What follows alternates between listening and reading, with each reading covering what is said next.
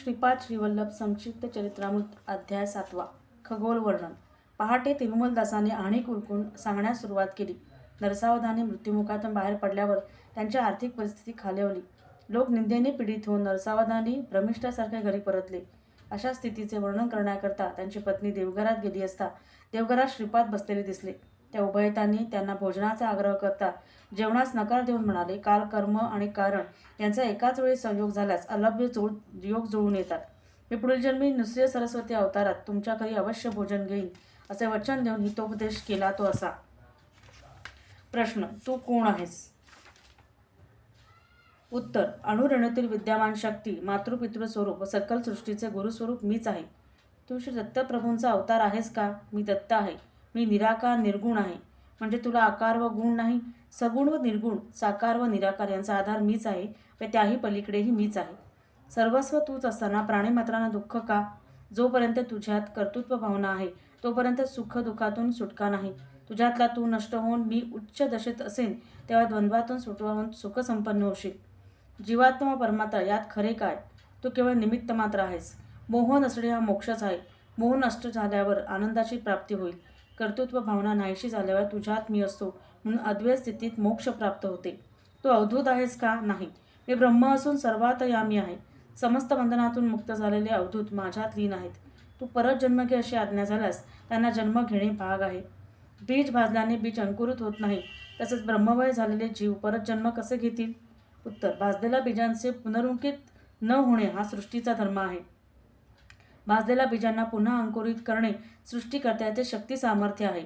आपल्या संकल्प मात्राने सृजन करण्याचे शक्ती सामर्थ्य असलेल्या प्रभूस आवश्यकतेनुसार सृष्टीधर्मात बदल करता येतो.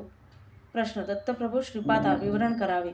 उत्तर. भूत भविष्य वर्तमान तसेच सृष्टी स्थिती लय इत्यादी त्रयांचे अतिक्रमण करून अत्री महर्षी प्रसिद्ध झाले.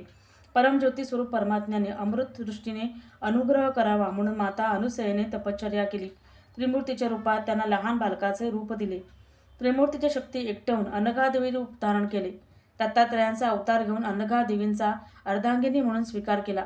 प्रश्न. सृष्टीत बदल घडवणे तुला सहज शक्य आहे. तू माझे दारिद्र्य का हरण करत नाहीस? उत्तर.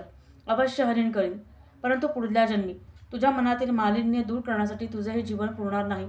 तुझ्या पुण्याचा भाग काढून तुला आयुष्य दिले. तुझे पाप जास्त असल्याने दारिद्र्य भोगले पाहिजे. तू दत्त आराधना केल्याने 2 वेळचे अन्न मिळेल असा आशीर्वाद आहे. प्रश्न. तुमच्या आजोबांनी वैश्यांना उपनयन करता येईल तो निर्णय चुकीचा नाही का? उत्तर. त्याच्या निर्णयात खोट काढण्याचा प्रयत्न केला. तुझी जीवा छाटून टाकली पाहिजे. शास्त्राप्रमाणे आचरण करावे किंवा करू नये याविषयी मीमांसा होत असेल तर निर्मल अंतःकरण असलेल्या सत्पुरुषांचे म्हणणे शास्त्र ठरते. धर्म कुठला अधर्म कुठले याविषयीच्या वादात शास्त्राचा आधार घ्यावा. हिंसा करणे पाप आहे असे श्रीपाद सांगतात. प्रश्न.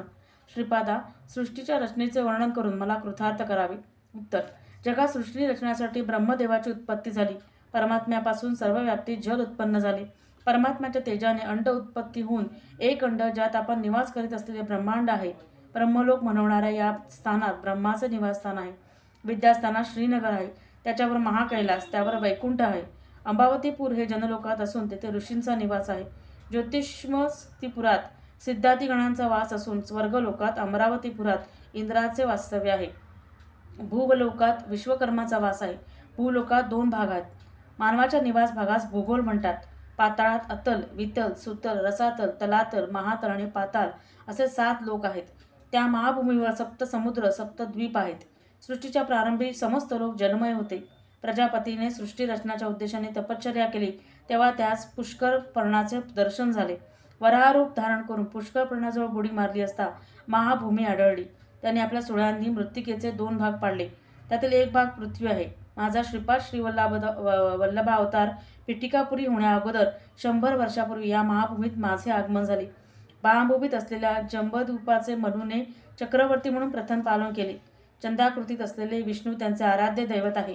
महाभूमी गोलाकार असून मध्यभागी कासवाच्या पाठीप्रमाणे उंच आहे.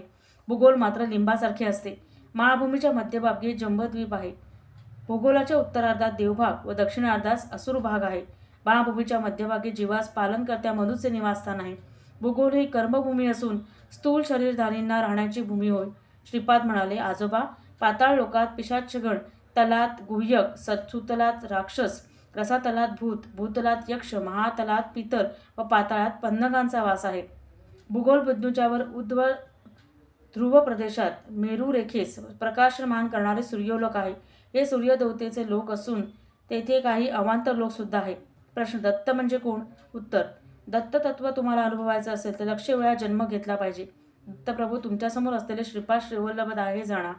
प्रभू पुढे म्हणाले, मी दत्त आहे. कोटानुकोटी ब्रह्मांडात व्याप्त असलेले एकमेव तत्व मीच आहे. दिग हेच वस्त्र म्हणून दिगंबर आहे. श्रीपाद श्रीवल्लभ दिगंबरा हा जप करतात तेथे मी सूक्ष्म रूपाने सदैव असतो. या जन्मी माझ्या पादुका स्पर्श करण्याचे महापुण्य तुला नाही. कोटानुकोटी ब्रह्मांडांचे सृजन, रक्षण व लय करणारा एक एक प्रभू असा मी त्यांना आशीर्वाद देऊन ते अदृश्य झाले. श्रीपाद श्रीवल्लभांचा जय जयकार असो. श्री गुरुदेव दत्त.